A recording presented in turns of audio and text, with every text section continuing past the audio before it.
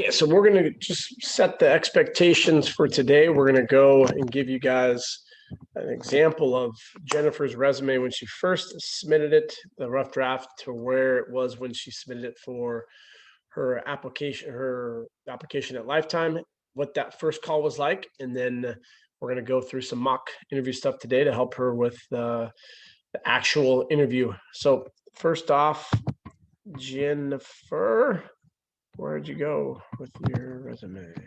There we go. And okay, so some of the biggest mistakes that we see with resumes. Number one, it's not a knock on you when you send them to someone. It's like you want it to get beat up. That's the purpose of it. So it's a work in progress. I think you had maybe 2 or 3 revisions. That was it. I think we got it like in a day. So it's just we have name, great, education, experience, and then it went on to 2 pages. So the big thing is I wanted to make it 1 page, and we want to give enough where the person is intrigued. Essentially, a resume is like this. Here it is. Is it worth putting into the accepted pile, or is it not? That's all it is. You have 10 seconds or so to go through headhunters analysis of your resume. So 10 seconds. They want to see, do you have the requirements? Do you have some experience? And that experience could be specific to the job that you're trying to get, or it could be life experience. I like putting some type of objective, which you'd like. I'd like to obtain a position in the fitness industry where I can utilize my background in nutrition or personal training to help people get their results. Something along those lines. What are your certifications? What's your experience? Be specific with the information. So retro fitness at Flemington in New Jersey, personal trainer, small group personal training. What does that mean? How many sessions did you train? Were you the head trainer? Were you mainly group exercise? What population were you working with? So you got to be specific with the numbers. The person on the other side, me, when I'm looking at your resume, I love seeing specific numbers. I also like dollars. Sold $23,000 in Q2 of November, or Q2 of 2020. Trained 13 clients in a small group setting going over high intense HIIT specific workouts. If you do have the luxury of knowing who you are sending your resume to, do some research on them. So if you were to do some research on Show Up Fitness and you see that, crazy guy with the belt buckle, I have a background with, I like Texas. If you had something to relate to my experience or something that I like, and you put that on your resume, that I'll be like, oh shit, the person went to Texas, that's cool. I would be intrigued by that. You're trying to get them to like you. You just want to get into that in-person interview. So for Lifetime, for Equinox, 24-hour crunch, EOS, we can get anyone into the dorm. We can go over realistic scenarios and questions you're going to get. After that, it's on you. And that's going to be your personality. And I've only, in my tenure, I've only had one person, not get hired at Equinox. One person. And guess how they screwed up?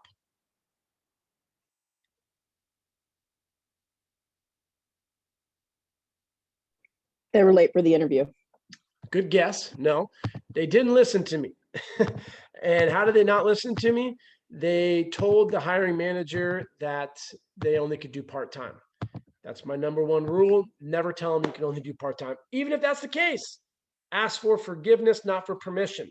So if you have some side hustle that you do from 5 to 8 every night, don't tell them about it, because they will not hire you. They will say they will. Oh, we'll hire anyone. We're open to all walks of life. They're lying. Because as the manager, I want to hear someone who wants to be there from 5 a.m. to 10 p.m. essentially. They can't say that. They can't put that on paper. They want someone who's going to commit. Now look at the difference between the two. The way that it's laid out. I love that she put her NASM ID up there. Great. Objective. She wants to optimize my continuing knowledge of anatomy and kinesiology from the personal training credential, pre-professional dance training, and yoga certifications in a personal training career, helping others improve their fitness. Awesome.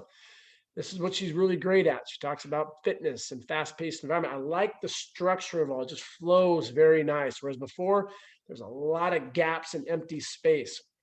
We're adding on specifics with the internship now.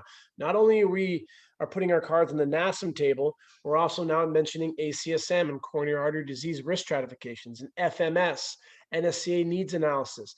We have videos that you can watch online. You can put that into your resume. Even if you have every NASM certification under the sun, put something else on there, because you're going to get someone like me who uses the little search box, and I'm going to go NASM.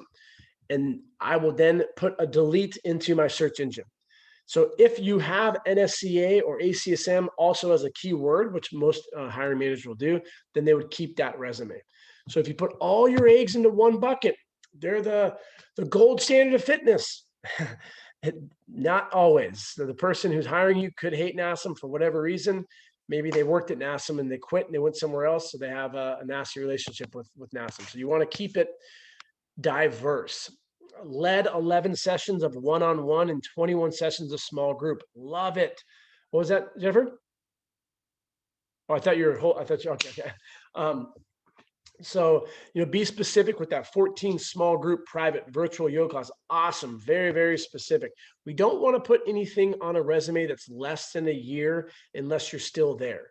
So notice, like she put right here, January 2020 to current. Love it. I wouldn't want to have like, even if it's like a seasonal job, just remember that you're going to put that up for a question. So if I see on here like November of 2020 to January 2021, I'll be like, what happened here? Why'd you leave? It was a short period. So if you don't have work experience, then you can just put your education, bring your education, put certifications on there, and then you can have work experience, and you could put this internship on there, and you could do study just like all this stuff. You have over, it's a 200, 300, 400 hours of shadowing of trainers who've been doing this for X amount of years. You could call someone who's a strength coach and interview them on the phone. That counts as experience that you could put on there. You can be creative. Don't use your age as a negative thing. 18-year-old, 19-year-old, I don't have much life experience. I'm not going to get hired. Bullshit. Yeah, you can. So reach out to us and we can help you with your resume. This is beautiful. I love everything about this. Jennifer, now you can use it in the future too. So after you get hired, you can come back in here. You could probably even take off maybe this Rutgers one in the future, move everything down, put on the new stuff of Lifetime, and then you're just going to constantly build up your resume. I like to see anywhere from 2 to 4 bullet points max. Don't have like 15 under one, and then every other one just has one little thing. Cross penetration is a great thing to put on there. So if you maybe you worked at a pizza spot and you don't have much experience in fitness, you could talk about how you sold pizzas, but you also had to sell tokens or something. So it's like you're able to create an environment that's very similar to what they do in fitness. So you submitted this when, Jennifer?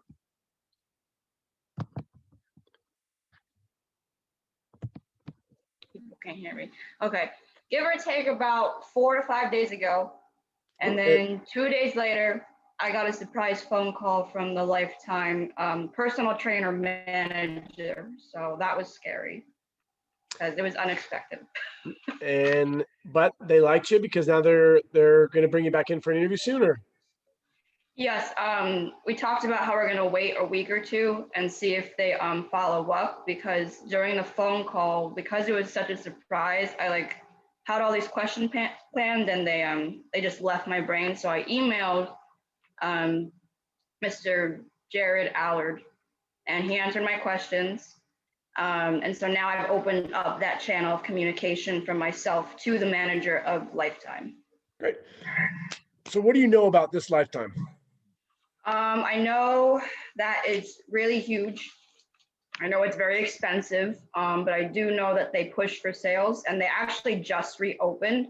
So this might be my chance to get in there in the case that, people have quit, they're trying to bring back members, they're looking for new employment. I know that they offer more continuing education courses, and we talked about that. They don't offer them there, but they can give you a coupon for, they told me $350 to help you pay for it. They have 4 different continuing education ones from NASM, And then they also have one for USA Olympic weightlifting. They don't have the PN1 nutrition certification, but they told me that that coupon that they offer could go towards that. Love it. So your outfit right now, I'm a guy, so I don't know, but what do we call that? Business casual. Business casual, and that is beautiful. I love it. So you look the part of a trainer, and now you're going to show up 30 minutes before the interview. You're going to have 2 or 3 of your resumes that we just went over, and you will have those in a manila folder. And if they ask for them, you can give it to them. Sometimes there may be a hiring director or a district manager or someone else on there as well. So you're going to bring at least 3 resumes, and you're going to be prepared to answer questions such as I was asking her about the background of Lifetime. You need to do your research beforehand. You need to know just as much about Lifetime than the person who's interviewing you. And so this is all at your fingertips with research. Do you know how many Lifetimes there are? There are a bunch. There's one in Dallas, Texas. There's one in Florida. And Give me a number. Give me a number. No, that I need to figure out. Okay. So as of 2020, there was 156 Lifetimes. So if you were to say in a conversation that they say, tell us about the brand. I mean, if I'm hiring you right now, I'm going to say, tell me about Show Up Fitness. I want to know how much research you did. And if you were to be like, don't know much about Show Up, do you think it'd be a great place to work? I don't want that person. I want the person who goes, oh, you have a Show Up Fitness in San Diego, La Jolla. You have a Show Up Fitness in West Hollywood and Santa Monica. You put it on here that you're thinking about Dallas, Texas. I'd be like, oh, cool. You're talking my language. And so you can find out the exact number. When I was there last year in February of 2020, they had 156 Lifetimes. So you could say roughly 156 going into COVID. I'm actually curious to see how you guys handled the pandemic, and we'll talk about this here in a second at the end. But I would do some research on that. Have an idea of the structure of like what the trainers have to do. So, just in general, in a corporate life, you're going to have floor hours, or some places will call them prospecting hours. And then you're going to have training hours. Those are paid differently. I'll go over some questions that you shouldn't say in the beginning for a trainer, that is. Pay for the most part, we don't want to ask that because it just comes off as you're greedy. It's important to know, but you can find that information out. So, at Lifetime, the sessions are going to be around $97, $100 to $120. You're going to get a percentage of that, anywhere from 20, 30, 40%, depending on your certs, how long you've been there, and how much of the system you've gone through. So they may, like at Equinox, for example, they're going to ask you about their assessment, of which they do the FMS. At Lifetime, they're going to have their own assessment. All assessments are the same. You're going to do a PAR-Q. And so that PAR-Q is going to be asking open-ended questions about the client. Talk to me about your goals. Talk to me about any injuries, medical history. And then they're going to have a postural analysis that they're going to do. They're going to have some type of cardio test that they're going to do. And then you give them a demo of what training is like. Typically, those will be 2 different sessions. So Jennifer would be walking around the floor after she's hired at, is it New Jersey or New York? New Jersey. So New Jersey Lifetime.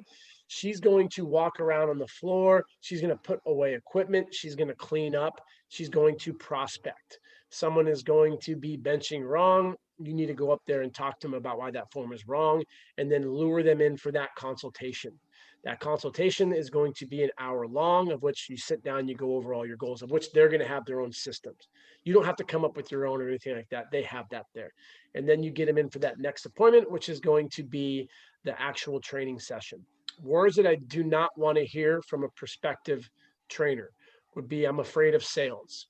You may be shit scared of sales. Doesn't matter. Do not use that in your vocabulary. You need to have your strengths and your weaknesses. So let's talk about that. Jennifer, what are your strengths? I'm very observant of people. I'm also very detailed oriented. I'm organized. I know how to plan properly and come in with that plan and stick to it, but I can also improvise on the spot if need be. If somebody comes in and says, oh, yesterday I pulled my shoulder doing this, I would say, okay, Let's wait a couple of days. Let's have you go visit an orthopedist. We'll not do upper body. Let's just stick to lower body and see what we can do today. Great, great. I like how it was succinct to the point. She didn't have to think about it. So it tells me that she prepared for it. What I don't like to hear is, so imagine if I'm in a room of 5 people and I say, would you please tell me your name, your certification, and one of your strengths? You're going to have someone in there that's going to go, my name's Chris. All right, what's your certification? Awesome. What's the strength? Like, can you listen to a simple instruction, name, cert, strength? And so many people are going to screw that up. They're going to have a quiet voice. Make sure I can hear you. You don't want to stand out and yell, but you want to be a presence in the room where the person next to you is like, oh shit, like you mean business. You want to be confident.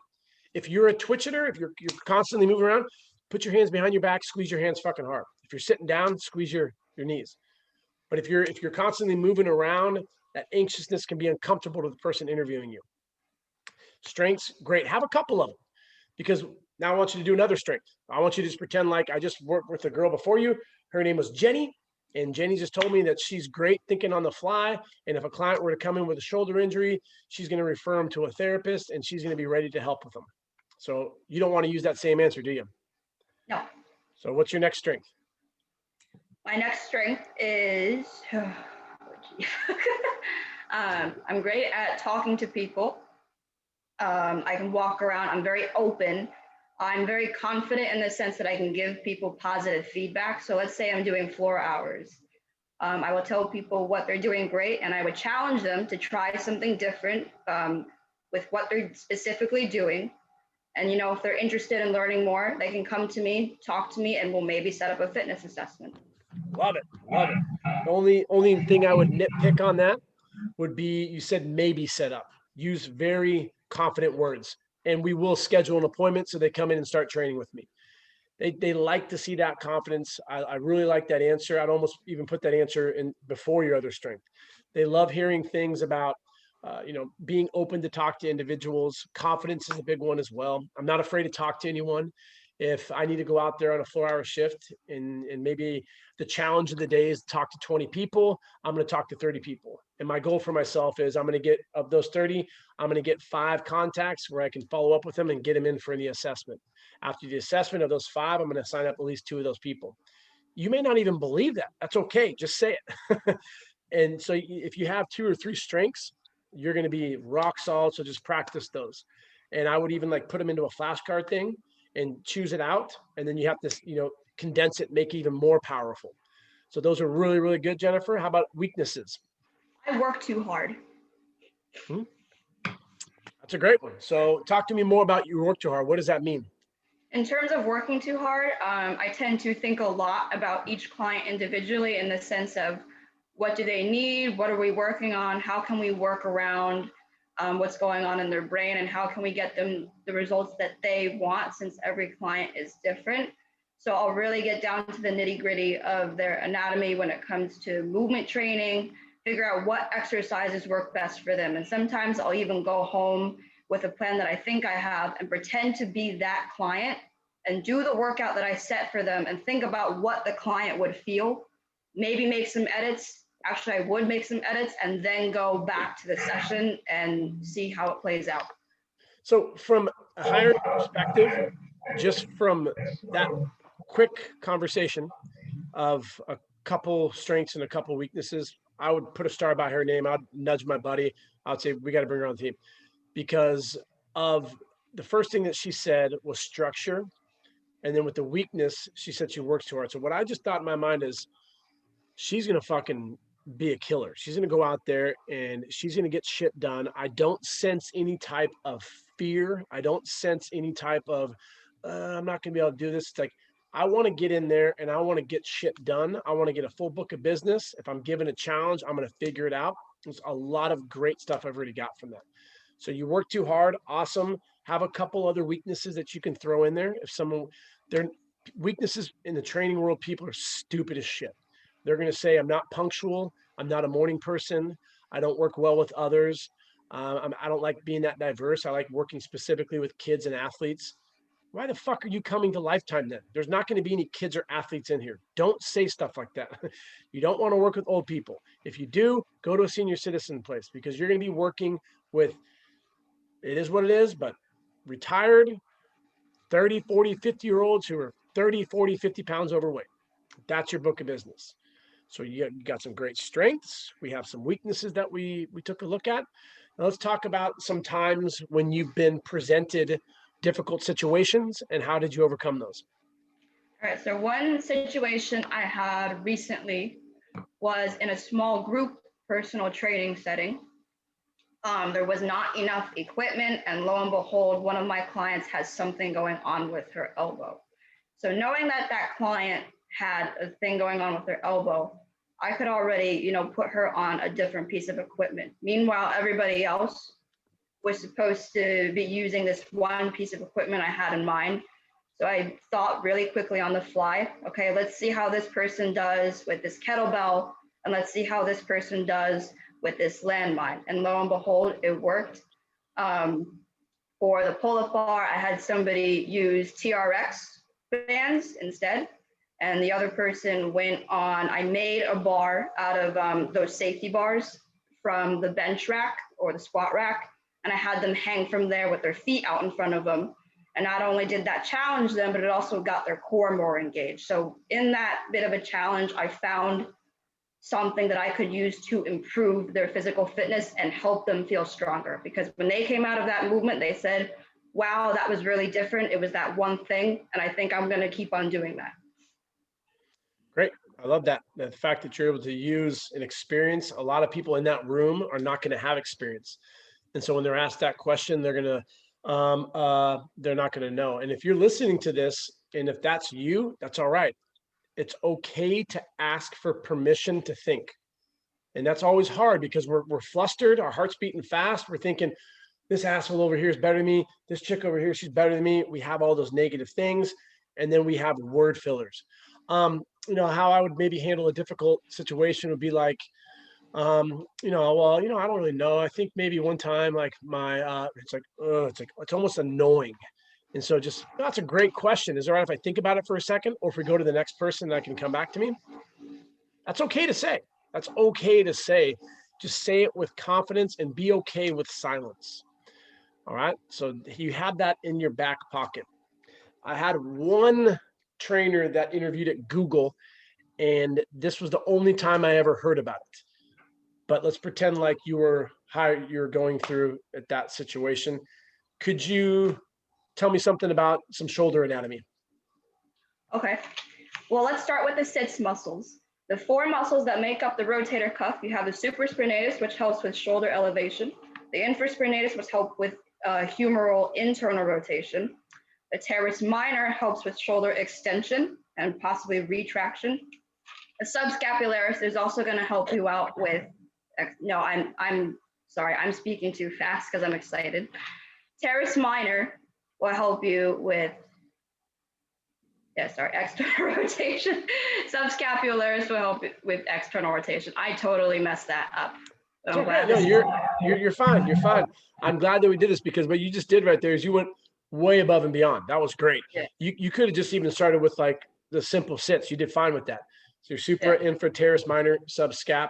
Elevation, no, they don't do. That's going to be the scapula's moving. So the rotator cuff muscles just work with the humerus. Oh, okay. So, if you want to get the same place, you cut me out right there. Absolutely. If me and you were applying for the same job, you just separated from you and you got the job and I walked right there. Like, that was awesome. Still, I would hire you, Jennifer.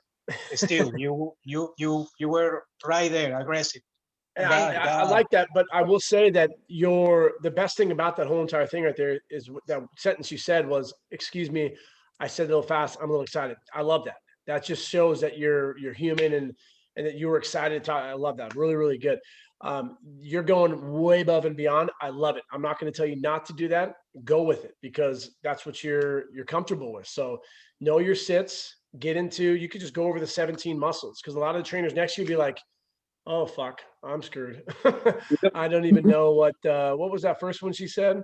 And so, you can kind of have fun with it and be like, all right, what do you want to know about the shoulder? Do you want to know the 17 muscles? Do you want to know 17 actions? you want to know specifics about the pec major, like the clavicular region, the costal region, or do you want to get into like the lats and the fact that they die hard and those are the 7 actions that they do? You tell me and I'll tell you about it. That would be kind of like a different cocky way to do it, but you just have fun with it. And the fact that you know your anatomy is just going to set you apart so much. So maybe they were to say something about the hip musculature as well. So just that would be like, I'm talking the 1 percentile. So you did great with your strengths. You did really great with your weaknesses. How about in times of like uncertainty? So they will do some scenarios where they give you a lose-lose situation. So how would you guys handle the following scenario? Jennifer, who's one of your celebrity crushes or some athlete that you admire? One person that I really admire right now for their study is Eric Cressy, Okay. since he studied Not that nerdy shit. I want like okay. Celebrityville, like like Bruno Mars, like that type of stuff. Oh, okay. Patrick Dempsey. Okay, Patrick Dempsey from Grey's Anatomy. Well, guess what? He works out here, and you are now training him. And he comes into your session, and he forgot that he's wearing his $250,000 wedding ring. So he took it off and he gave it to you. You train him, and he forgets to ask for it back. You go home, you had a great day, you decide to do your laundry, and the ring was in there, and you lost his ring. How are you going to tell him that you lost his $250,000 ring? Well, Mr. Dempsey, I am very sorry that I, first of all, forgot to give you back your wedding ring. And then second of all, I am trying my best to find it in the midst of my dryer. I am taking it apart since I know that ring meant a lot to you and your significant other. How about we give you 3 months of free fitness sessions with 1 month free of nutritional consultations? I like it. I like where you're going with that. For $250,000, you probably need about 3 or 4 years, but you're right on the right track with admitting to something you've done wrong. And so that's what they're looking for. If you're given a shitty situation that you could say, well, you know what? First off, he is my celebrity crush, but I'm not going to take his ring. But if I'll just play around with this and say that I did, I'd have to let him know that I fucked up. And I'm going to have to train him for the rest of my life for free. And I'm okay with that. But that's just an unfortunate situation. But most importantly, I would fess up to it because that is my fault. I took the ring and I shouldn't have done that. They just want to see, can you own up to your accountability? So that was great right there. Did someone have a question?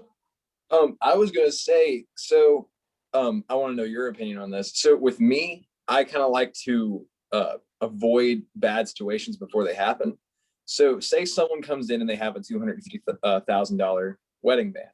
Now, first off, I don't know why they spent that on the wedding band. That's just me. But if you care about something that much, do not give it to me.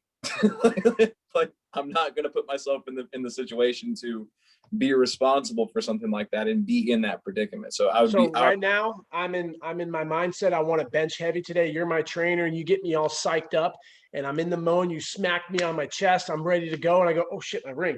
And I give it to you like this. We're in the zone. You take it because I'm about to hit a PR and then you go. So it's like, they're going to want to hear that you actually took it. It's gonna be right here, and it's gonna be right back in his hand as soon as he puts the bar down. Because I'm like, whoa, this is worth more than I care about this more than I care about me. He needs to have this. Okay, I wouldn't say that's bad. You're just gonna get pushback, and they're gonna want to come to that final answer that you fucked up. They just want to see some type of accountability. So the fact that you were doing that perfectly fine, you just may see him push even more. Well, then you put it in your pocket. And if you want to play with it, like, well, then I took it out of my pocket and I gave it back to him. That's fine. But if they keep on pushing, that just means they're going to want a little bit more. And that's where you're going to have to say, all right, I fucked up. I took the ring. I got to give it back to him. It's like Lord of the Rings. Humor is always a good icebreaker. They just want to see, do you have a personality? Can you relate to people? Can you ask good questions? That's another really good one. So I will say, I like where you're going with the people. When I said celebrities, you went through people who you follow. That's great, Jennifer. So have a couple individuals who you like to follow, 3, 4, 5 people on Instagram. That's a real common one.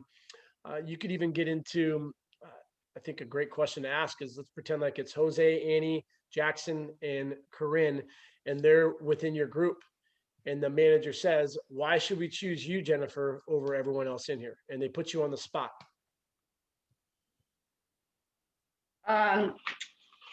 Well, I don't know these people many well, but I know myself better than anyone. I'm continuing my education. The search and quest for knowledge will never end. I'm always keeping up to date with what's going on scientifically. And I love helping people. I love bringing people into my group of training and just working with them one-on-one to really personalize their workouts. I love that. I would challenge you to go a little more almost cocky, because I would go off of what you said earlier. And you talked about hard work. Use that Mhm. as why they should hire you. And say, you know, I like what you said with everyone here, and say, you know, I don't know them, but I know I'm competitive and I like to be the best. And so what's your name again? Jackson? Oh, so Jackson, if he's going to work 12 hours, I'm going to work 13. If Annie's going to come in and do a 14-hour shift, if I need to do more than that to be at the top, I'm going to do 15. I know that competition, we're on the same team, but at the end of the day, I want to get my book of business full. So so I can help more people. And what that is right there, it's you're not saying that they aren't good. You're just saying that you're kind of competitive. And I really like that, because in the corporate environment, you're going to go into your office and you're going to have everyone's name on the wall. And it's going to say Jackson 2300, Annie 1600, Jose 6000, Corinne 7300. How are you going to handle that competitive environment? Because it is what it is. It's about dollars in the corporate environment. Yeah, you want to help people. That's great. But you can't help people if you can't sign them up. So let's talk a little bit about how you guys handle rejection. Because statistically in the corporate environment, 30% of assessments sign up. So that means if you have 10 people, so Jennifer said earlier, she's a hard worker. She goes out there, she gets some numbers. People come in for that assessment. If she has 10 assessments, 3 people are going to sign up. That means 7 people are going to tell you no. Let's talk about how you guys handle rejection and no. Usually I tell them if I'm okay with you saying no. Let's exchange contact information. And if you have any questions or you want to learn more, I'm right here. I'm all ears for you. Okay, great. Next one, do another one. All right. Well, I know that we're in the same facility 7 days a week. You like to train alone. Again, my floor hours are this time, usually 7 a.m. to 9 p.m. You want to come in and we'll talk about body mechanics, or you just want me to watch you spot, you got it. I'm your girl. And then if you want to learn more, again, we can schedule 3 free fitness assessments and then continue on from there. I like that. Good. Perfect. I wouldn't change anything about that. Some other things that you guys can go off of would be points of contact. And in the sales world, they say it takes between about 7 to 12 points of contact to get someone to commit to your services. So if I have someone who says no, that's all right, because this is only my 2nd point of contact. Maybe it's my 3rd. I met them on the floor, 1, come in for the assessment, 2, the next one, 3. I'm not going to give up after 3. I'm going to get their name, just like you said. I'm going to get their contact information. I'm going to see them on the floor. I'm going to ask them if they need a spot on the bench press. That would be 4.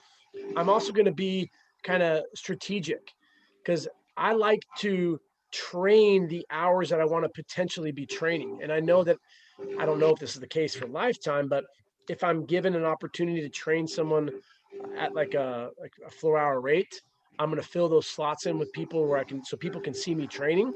If not, then I'll be willing to train people for free until I get those spots filled up. So what I would do is, Mr. Jones says he can't train with me, and that's okay.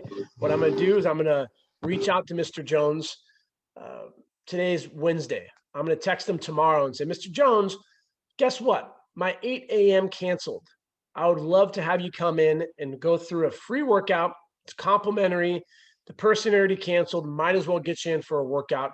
What do you say about coming in for a workout on Friday at 8 o'clock for free? And so then you can do little things just to get people in more and not give up. So I like how that your answer was perfect, because they're looking for, you're going to be persistent. So there's nothing wrong with continuing reaching out. So I really like that one. Next question would be, what are some questions you have for me? You got to go off and mute. So I actually Hold on a have second. one. Hold on a second. Jennifer, go off mute. My bad. Sorry. There you go. And then I'll get you in a second, Jackson. All right, well, Mr. Hitchko, if you were to recommend one fitness professional for all trainers to learn from, who would that be and why? Great. That's perfect. I really like that one a lot. Really, really good. Make me think about my background, and it gets me thinking, and it's not like superficial. It's actually outside of the work environment. Wonderful question. Love that one. Another one. All right, I'm sure you can clarify for me if Lifetime provides insurance for their personal trainers. If that is not the case, I do currently have my own under a specific company called LMT. Great. You don't need to ask that though, because they do take care of it. So that's good okay. how you are. That's good. It's a good question. You don't need to get insurance when you work in a corporate environment. They will provide you with your attire. They're going to give you your outfits. They're going to tell you when you need to be there. You're going to go through W-2, W-4 stuff. So that's all taken care of. How about any other questions? What was the biggest testimonial you had as a personal trainer out of all the years that you've been put in the field of experience? Awesome. Like that one. Any more? What would you say was your biggest accomplishment as a personal trainer? Nice. I think we talked before, and you mentioned, I don't know if that was me just thinking weird, but I think you mentioned something about a Lifetime like advanced, right? Oh, was it about the hotel question? Yeah. Yeah, because so the guy actually emailed me back and he said in the scenario that Bridgewater does start a Lifetime living scenario where they offer rental apartments, he explained to me that it would just be like any other apartment complex. You just apply and you pay your rent. There's no special offer for trainers, though I would be very gladly open to applying for that opportunity if that was the case. I love it. So if you won like ace in the hole to get them thinking bigger, I would try to learn about the company a little bit more too. And so, at the end, if they were to say, do you have any questions for me? And this will kind of make them uncomfortable. And it's good to make the managers uncomfortable. So that you could say, well, I know that Lifetime in 2020 roughly had 156 gyms, and you guys are exploring into the WeWork environment, the living situations. Where do you see Lifetime in the next 5 years with the pivot into the online space? Because a lot of people are going to the online, especially with COVID. Where do you see Lifetime pivoting, and where do you see it in 5 years? I think that would be a good question. You could just learn more about where they do see themselves. And, they could ask you something now that I mentioned COVID on the lines of, in the last year, we've been in lockdown. Everyone's been in the same situation. What's something that you've learned about yourself in the last year? I took you on mute again. So someone has loud sound in the background. So. Okay. What I've learned about myself in the past year is that as a trainer, I can make it work for everybody. Yes, you may not have the equipment that we would typically use in a normal session about 3 years ago, but we can find things that will get you to your goals. Great. Love that one. Really good. I'm going to challenge you. Something you've learned outside of fitness. What I've learned outside of fitness is that not everything is handed to you. You have to be willing to show up, like I've learned with Show Up Fitness, be accountable for your education and continue to work on your knowledge and what you know in whatever it is. Somebody's always going to know more than you, and it's up to you if you want to be their competition. For example, Eric Cressy, that guy knows way more than I do, but someday I would like to be at the level he is at. Love it. Again, really, really good answer. Don't take this as criticism, but put a little lightheartedness into it. Maybe just something that you've learned, like a book that you've read, or something like maybe a language that you started learning more about, or you took up cooking. I want to see, is there something that you invested in where you're just trying to be a better person? I loved your answers. They're great, but I would like to hear something like, I just read a book the other day. It's called Debt Aid. And this is about how Americans are fucking up other countries by sending so much money. And it was a really interesting book because, so it's like, do you have something to bring outside of fitness? And this is not a knock to you. They wouldn't use this in a negative context, but just the cherry on top would be, are you learning other stuff? What else do you like to do? I want, because essentially we're going to be working together. Am I going to be, for me, I'm thinking about, am I going to have, and I'm not saying this about you, but this is how my mind thinks. Am I going to have a bunch of fucking nerds that all day long, all we're talking about is just fitness? Or do we have some other things that we like to? Because I want to hear that, oh, you're diverse. Again, I'm not talking about you, Jennifer. I'm saying that I'm thinking that managers thinking, what else do you like to do for fun? So outside of fitness, you got to take your fitness hat off. What's something that else you enjoy doing? And that could just, that would be a good question. Actually, I can answer that for you. It just took me a while to like really understand. Okay, don't be the trainer right now. Yeah. So about a year ago, I read a book called You Are Badass, and it talked about all of the mental blocks that most people experience about why they're not going to do something. And the three biggest things I learned from that book: when you really want something, but internally most people tell themselves no, ask yourself these three questions. First things first is, are you going to learn anything? Second thing is this expanding on what you already know? And the third thing is, are you going to have fun? And for me, those three things really spoke to a lot of decisions I was questioning, post-college and even during college when I was exploring my dance pre-professional career was, and my yoga certification, they all connect to one another. I'll track backwards here. I was having fun. Most kids, they experience depression, or they're just having a hard time in college because it is a rough world out there when you're a student and you're paying all these loans, especially now. The second thing was, for me, every single class or lecture that I went to, I was expanding not only on myself, but how other people think. And then the first thing and foremost was, wait, hang on, give me a minute to think. Learn, expand. Yeah, 1 and 2 kind of play into another. Every day I was learning something new. And so in my college classes, professors would teach us their way of going through a creative process or structuring a resume for an artist's standpoint, that I was able to take bits and pieces from Professor Lehman over there and Miss Annie over there. And I was able to come up with my own formula. And now I can take that formula and share it with other people. Bingo. Beautiful. Really, really thorough, collective answer. Love that one. And so just to kind of summarize for you, at least, we're going to do more of these. I even want to do like a Clubhouse 1-minute interview charade like game where we'll pull you up there. We'll ask you questions. Maybe it's going to be an innovative one where you pitch your idea. Danny and I are brainstorming back and forth, where if you have a great business idea and we're sold on it, then maybe we'll partner up with you. We'll help you develop it. We'll put in the hours to invest with you. So you are doing the work, but you have the guidance from people that are doing it. So almost like a fitness Shark Tank.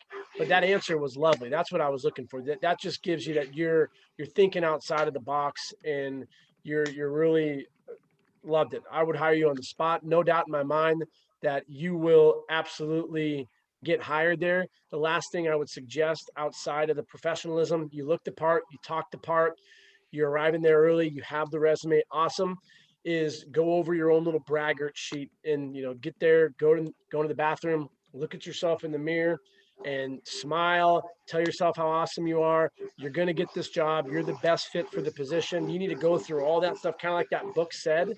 You need to boost yourself up and go in there. And if you see someone who's taller than you or in better shape or whatever you think, tell those voices to shut up. It's not the time, because you've prepped. And I've done a lot of these, and you would ace it. You're going to ace it. So everything in there was really, really good. Proud of you. Great job. Thank you. Any other questions that you guys have going through your mind when it comes to the resumes or the interview? Go ahead. Jose? A question, Chris. How about when the interviewer it takes like an aggressive approach during an interview. Let's say it's just like to push the buttons, and how you deal with people that, let's say, they are assholes. Because, you know, most of the time if you are in a high-end gym, you're gonna encounter people that it's not their day, and they're gonna be assholes to you, and they wanna see if you're gonna take that shit. Yep. Yep. So, and you know, he's aggressive with you, and how you can keep it cool and collected during those times of pressure. Have you ever seen the movie Waterboy? No. Waterboy, Adam Sandler he was the water boy, and he grew up in the swamps in Florida, and it's a comedy. But the coach was actually one of the main guys from Happy Days back in the day. And what he does in this scenario is the other coach is really intimidating, and he sees him as a bad guy, and he would crumple and he wouldn't know what to do. He would hide. And so what he learned from that is he would look at that coach, and then he pictured him now as a baby. And there's this funny scene where the coach is yelling at him, and he's smiling, and he's going boop boop boop boop boop boop, because in his mind he's seeing him as non-threatening as a baby. He was able to then design a play, and they won.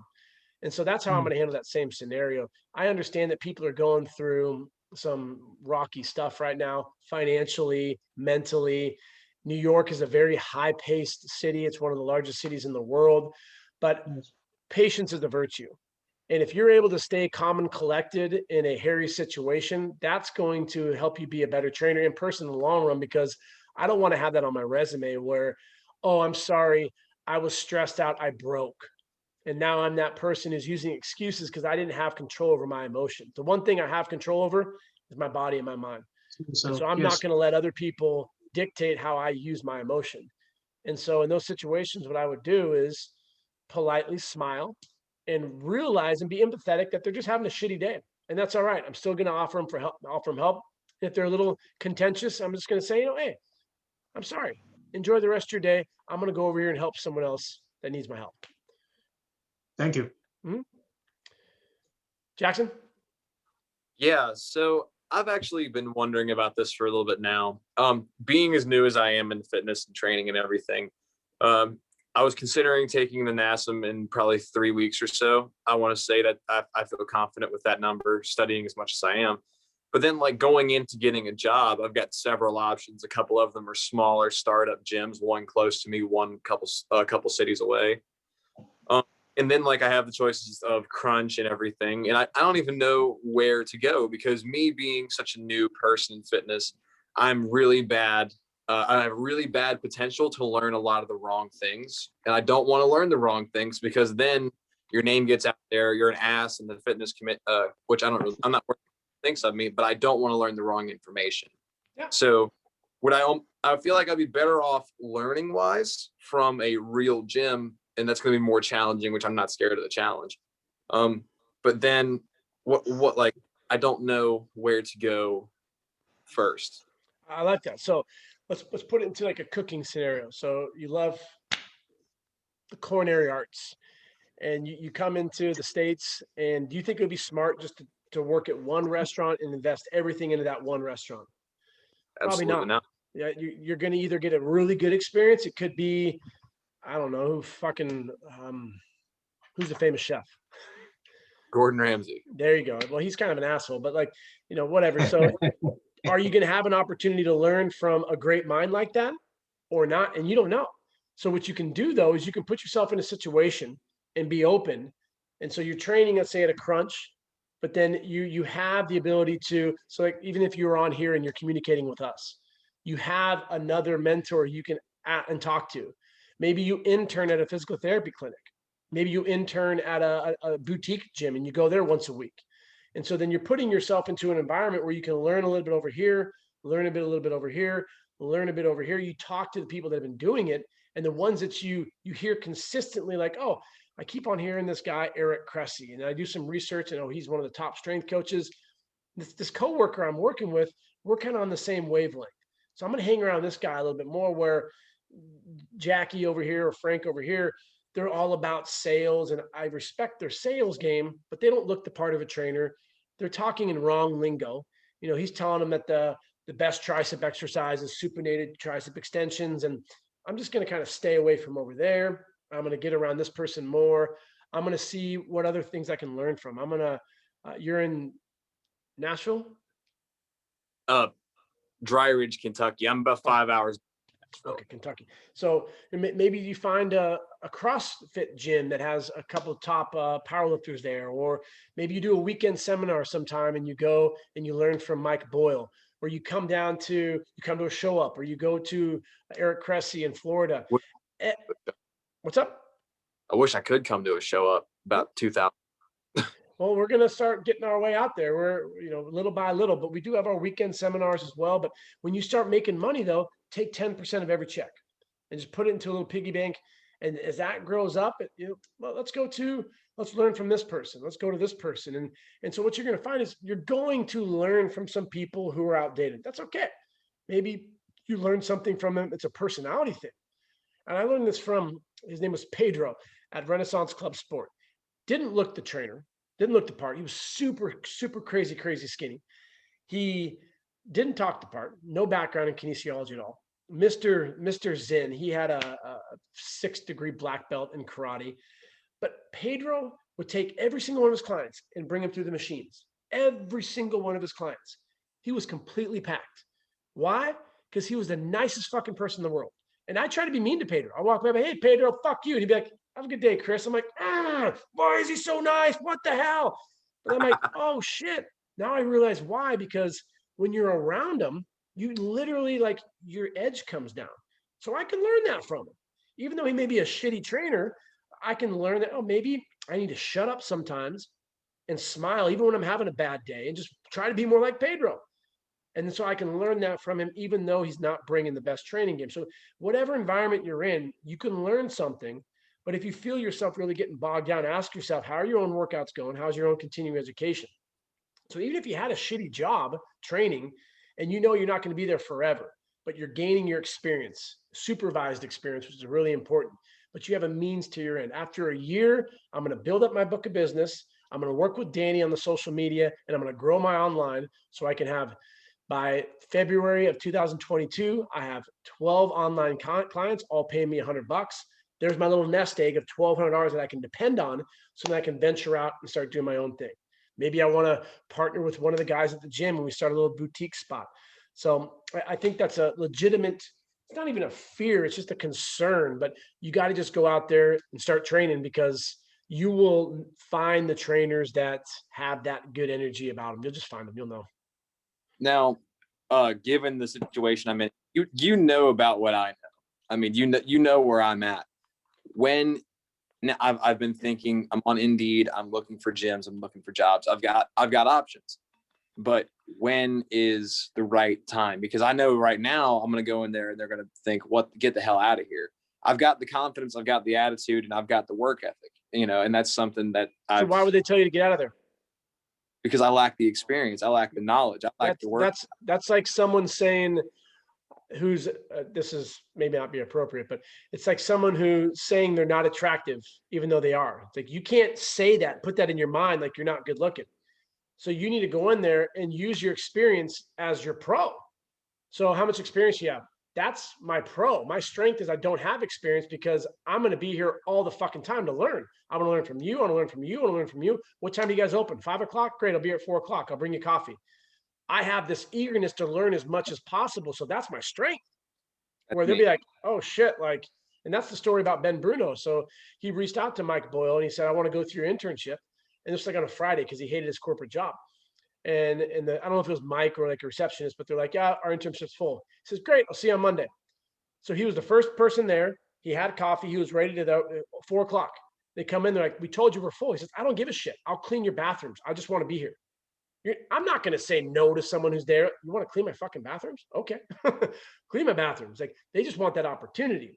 So your experience is actually your leverage. You may lack it, but there's so many people out there that are just, there's a trainer at that gym that you're going to go to that he's been there for a year and he's just cruising. He's on fucking Instagram every 3 minutes. he trains a client at 8, then he trains one at 11. He's not doing shit and he's just complacent. Then you have this new young blood that comes in there. It's like, I want to learn. And you go and ask him like, hey, what can you teach me? And he's just like, screw you. Said, great. Okay. Put it in my mind. This guy's a jackass. I'm going to go over here and learn from the people I can work with. So use that as your strength. Right. And I mean, I know how to work out. I work out like all of my workouts are very effective for me. But then it's like just putting them into effect with other people is just something I haven't really done. I guess I just got a little bit of anxiety about it. Yeah. So I would suggest for you, Jackson, is you need to get trained by people that are going to be diverse in that regard. So work with that trainer, even if it's this jackass over here we're just talking about, have him train you as a bro, have him train you as a 50-year-old male, have him train you as a 20-year-old girl who wants to build her ass, have them train. So you get this experience so you can taste and get a feel for that diversity, because you don't want to train everyone how you train. You got to train people how their body responds to movement. And so when you look at our programming, we have our core patterns, you'll notice that I have one that's geared more towards girls, one that's more for guys. And then you learn from them what they're capable of doing. And then you give them a plan that suits their needs. Right. Any other questions that you guys have today with the interview or resumes? I do have to hop off here in a couple minutes because I got my CSCS call with Dr. Chaliwa. I'll also post that one. All right, Jackson, have a good one. I'll post that one in the account as well. Just if you have any questions, write them down and you can send them to me later. Just don't interrupt when he's talking because he's busy. So he has about 30 minutes to go over these questions that are geared towards the CSCS. So I'm going to hop on there at 10, 11. Sorry. Anyone else have any other questions? Chris, should I respond to that email from Joe Allard after he answered my questions? Because I wasn't sure if even saying thank you is courtesy, but I don't want that to close the door or anything. No, you can send it back. I don't think I saw it. If you want to send me what his email said, okay, I can let you know. Okay. All right. All right, guys and girls, great job, Jennifer. And any other suggestions or feedback that you guys have, I'd also like to in the future, when you do go through that interview, we can do a follow-up. So we can do like a pre, and then we can do a post to get more of those questions to help you in the future. Okay. Well, have a great rest of the day. Thanks, Chris.